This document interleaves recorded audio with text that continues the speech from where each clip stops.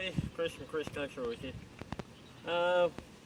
I've had Bill Spot here for about a month now. For those of you that haven't seen the previous video, she's a 2003 Ford F250 SuperDuty XL model.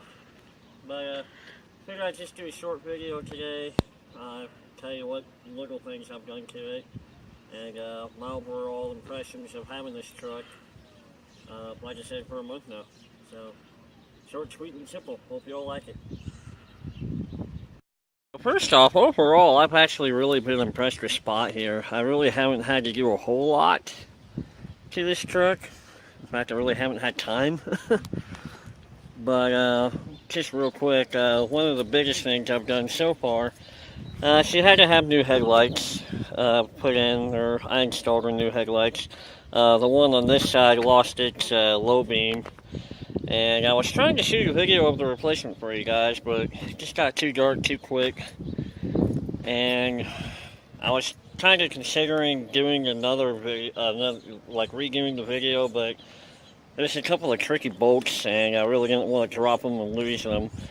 But just real quick, if you ever need to change one of these, and by the way, these are the seal beam types. These aren't like the ones where you can just pull out a bulb from the back.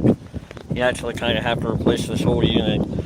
But to swap these out, there's two like 7/32 bolts down here underneath the marker light that you undo, and this whole piece here will come out. It'll just kind of like pop out. You pull it straight out. There's 4 screws, 2 down here on the bottom and then 2 up top facing up that you undo to pull out this gray piece. And then there's a metal retainer with 4 screws holding in the light itself. And of course you just undo the connection. So it's just basically a bunch of screws and bolts.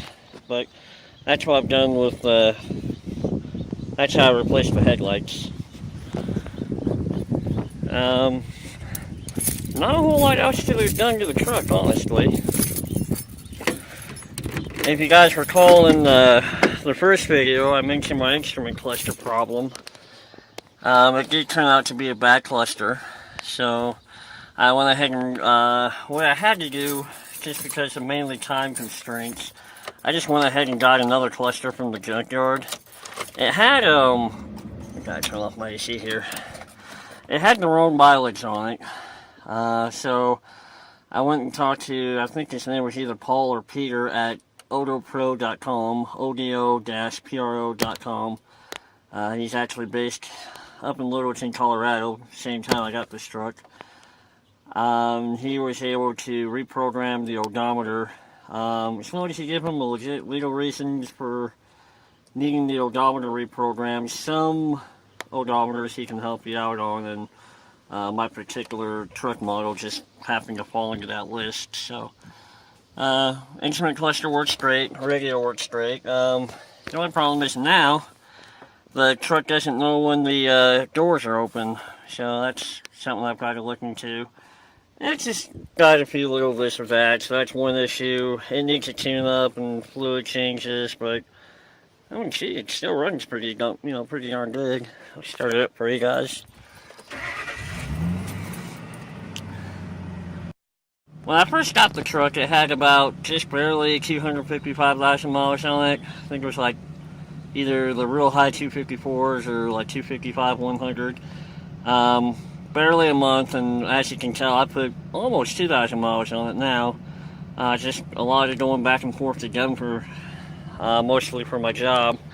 But I mean, it's been a great truck. I mean, it's always started, never really given me any fix. Things like that. I mean, shoot, my 2 biggest showstoppers I've already fixed. The instrument cluster problem and the headlights, and that's about it. She hasn't had her tune-up done yet, but I'm getting about, I'd say 11 miles to the gallon in the city and about 14, sometimes real close to 15 on the highway. So, been a pretty good, solid running truck. And I think I'm going to wrap it up for now. Just like I said, really not a whole lot I can say just beyond it's been a good truck. I'm Chris for Chris Country. Hope you all liked the video. Feel free to like, comment, and subscribe to my channel if you haven't already. And I hope you guys are having a great day. We'll catch you in the next video.